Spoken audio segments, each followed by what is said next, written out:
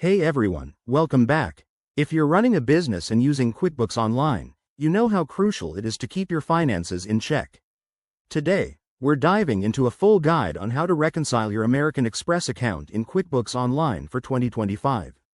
This step-by-step process will help you ensure your records are accurate, catch any discrepancies early, and save you time during tax season. Let's get started. First things first, make sure you're logged into your QuickBooks Online account. Once you're in, head over to the Banking tab on the left-hand side menu. This is your hub for all financial transactions. Now, if you haven't already connected your American Express account, click on Banking, and then Add Account. Search for American Express and follow the prompts to link it securely. QuickBooks will import your recent transactions automatically. Pretty handy, right? Next, once your transactions are imported, it's time to reconcile. Go to the Accounting menu and select Reconcile. Choose your American Express account from the drop-down list.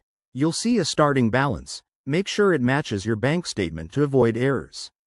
Now, go through your transactions one by one.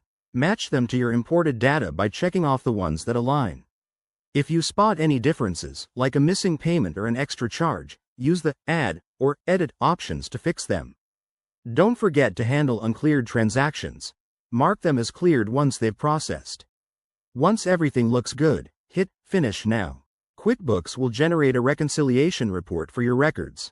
And just like that, you're done. Reconciling regularly keeps your books clean and your business running smoothly. If you run into any issues, double-check your statements or reach out to QuickBooks support. Give this video a thumbs up if it helped, and subscribe for more tips on managing your finances. Thanks for watching, and I'll see you in the next one.